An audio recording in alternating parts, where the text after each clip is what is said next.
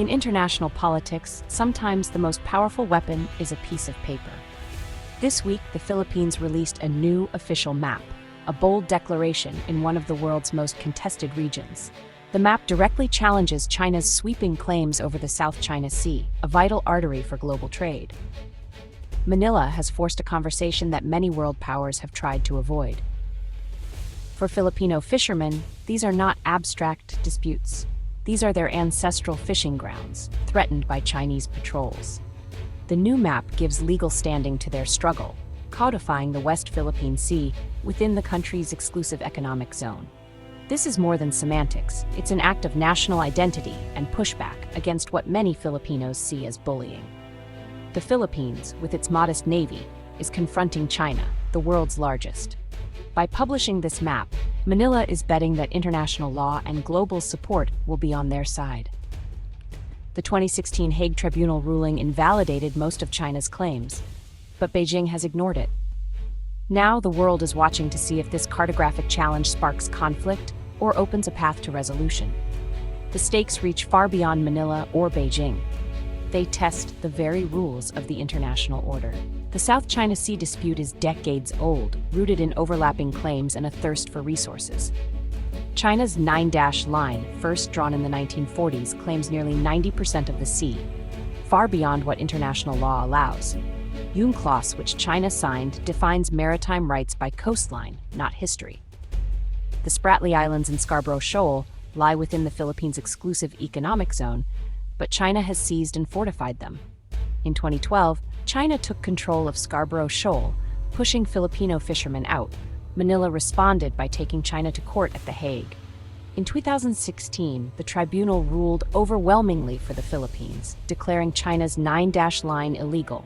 China rejected the ruling and doubled down, building artificial islands and military outposts. The conflict is now a clash between historical claims and international law. The Philippines' new map is the latest move in this long, unresolved struggle. The new Philippine map is a direct response to years of Chinese defiance. It labels the waters within the country's exclusive economic zone as the West Philippine Sea, reinforcing a term established in 2012. By enshrining it in official maps for schools and government, Manila aims to cement its claim at home and abroad. The map omits China's Nine-Dash Line entirely, a visual rejection of Beijing's narrative. It highlights key features like Reed Bank and Scarborough Shoal as Philippine territory based on UNCLOS and the 2016 arbitral award. Distributed to the UN and international bodies, the map is a diplomatic tool, offering a legally grounded alternative to China's version. Manila hopes allies and international organizations will adopt its terminology and geography.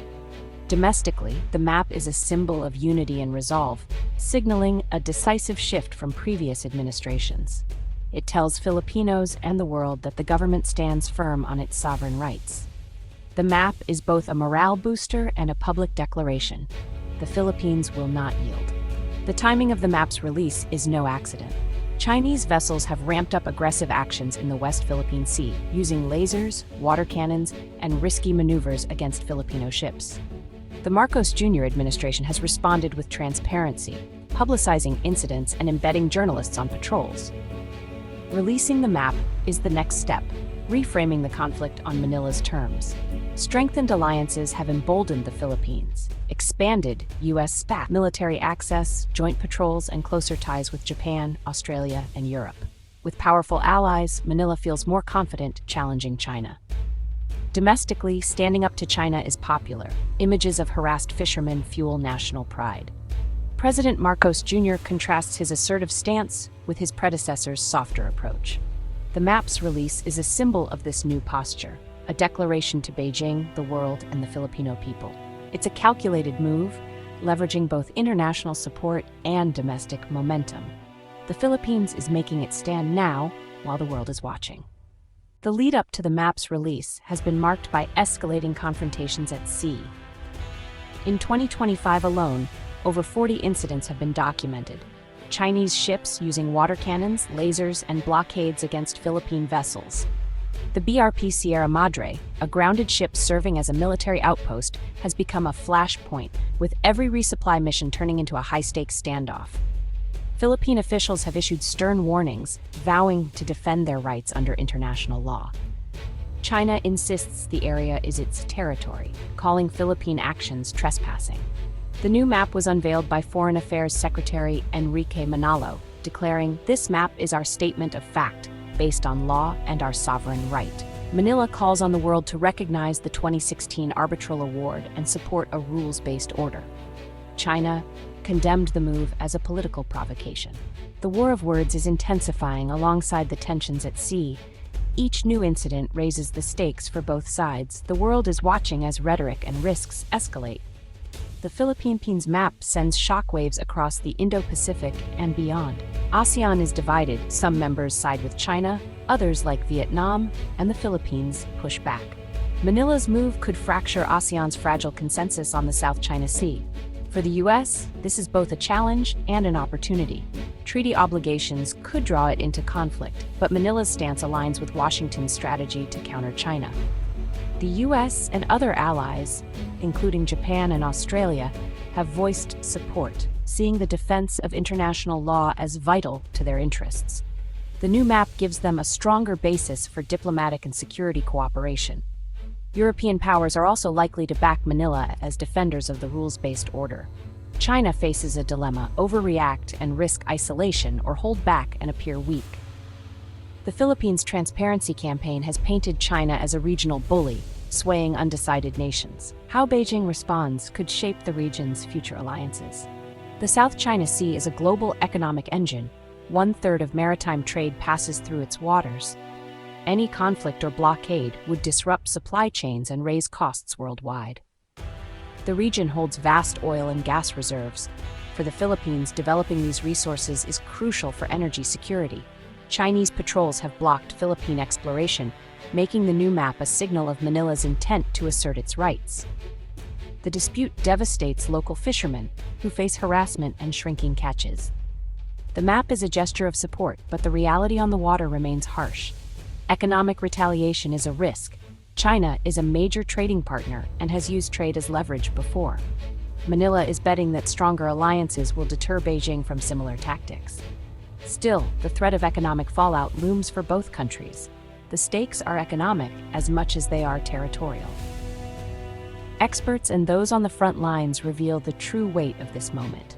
Dr. Geopolitical calls the map's release a shift from protest to assertion, forcing the world to choose between law and might.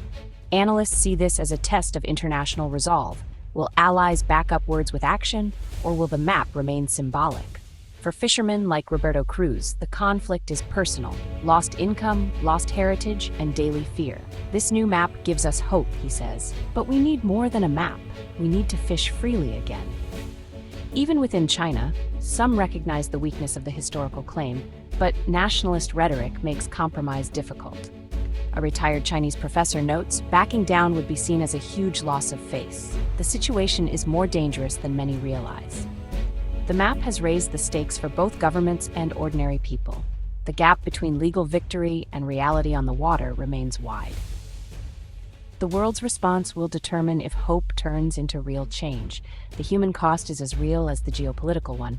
The story is written in both law books and lives. The Philippines has drawn its line, a bold statement grounded in international law. But paper cannot stop steel ships. The future remains uncertain. China's next move will shape the region's fate: escalate or seek dialogue. The world must decide if it will back up support with action: naval patrols, investments, and real pressure. The credibility of the rules-based order is at stake. For the region's people, the conflict threatens livelihoods and stability. Only diplomacy grounded in law can open a path to peace. The new map is a question to the world: will we defend the rules or let might make right?